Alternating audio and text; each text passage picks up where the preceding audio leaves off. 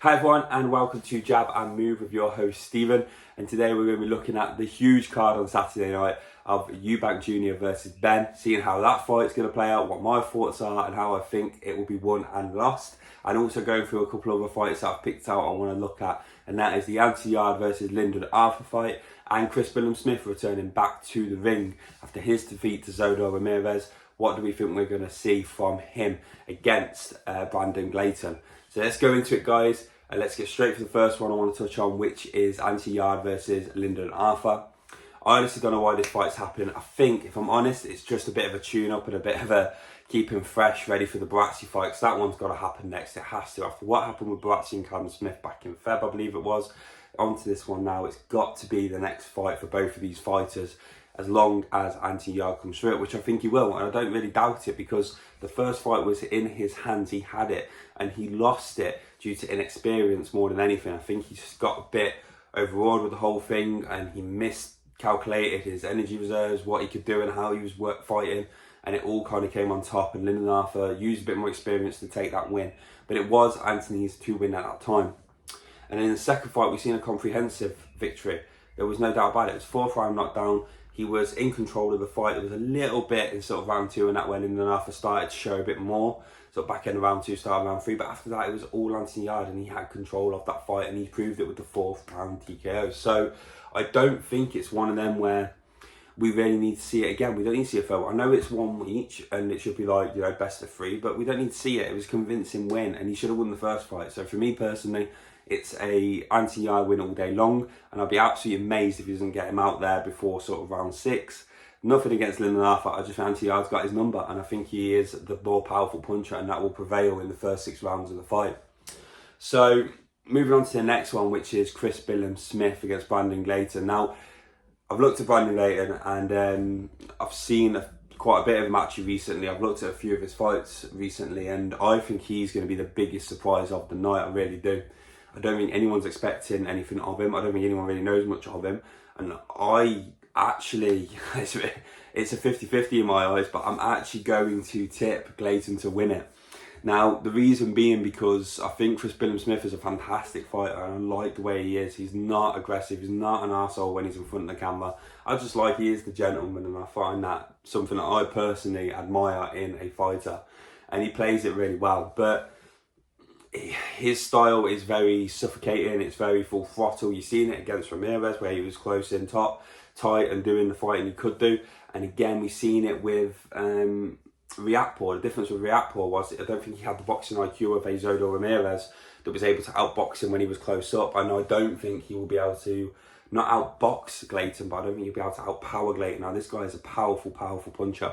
I've seen him. I say Markic was the one he fought previously back in January last year, and he was phenomenal. That fight, when if you actually look at it, he had his number from round 1, and he also, the power punching was just phenomenal. So I think he's very fast. He's going to have the same style as Chris Smith. They're both going to try and suffocate each other. It's going to be very similar to the Zodor Ramirez fight, where they were close in, the heads kind of together, the bodies close. They were trying to get that little bit, and I think because of the power of Glayton, he will be able to push Chris Smith off, and then put the combinations together that will, in the end, tell. I think it will be a points win for Glayton, but it's going to be really close.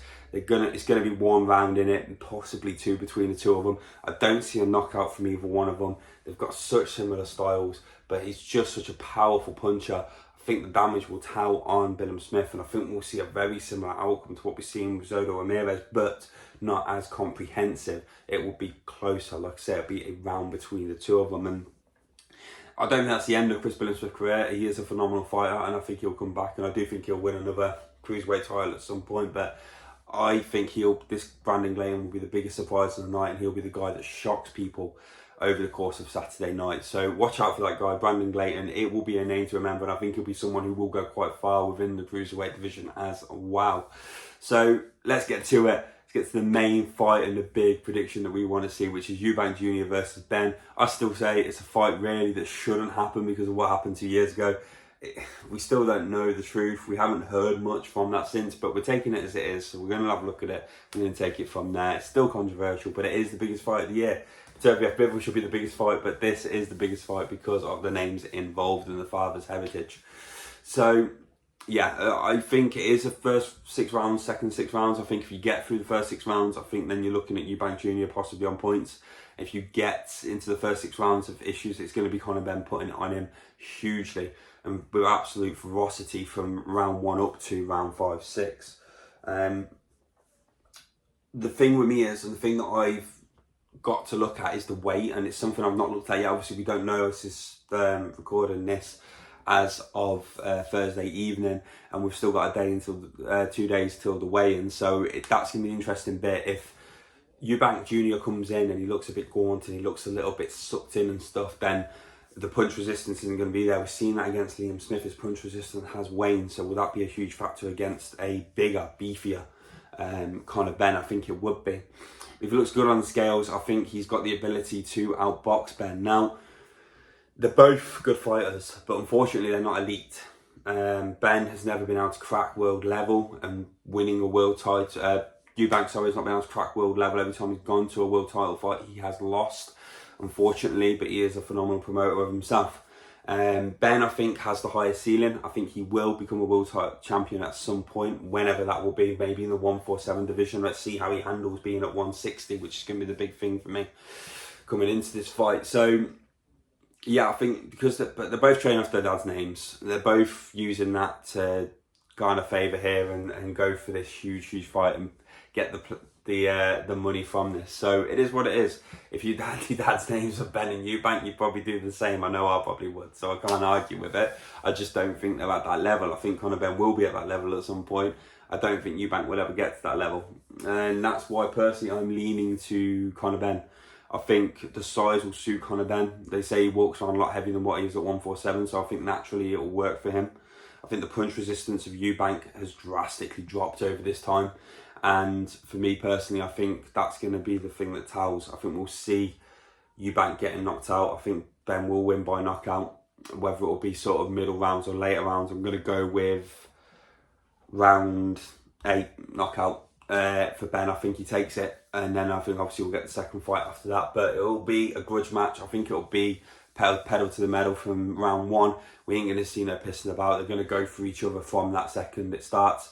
And I think that's going to be a big fight. So let me know your thoughts, guys. Like I said, for me, Benn, round 8 knockout, that's what I'm putting my money on. Let me know what you think is going to happen between the two, along with the other fights. I look forward to hearing from you. Don't forget to like, comment and subscribe. And let's see what happens Saturday night. Take care, guys. Bye.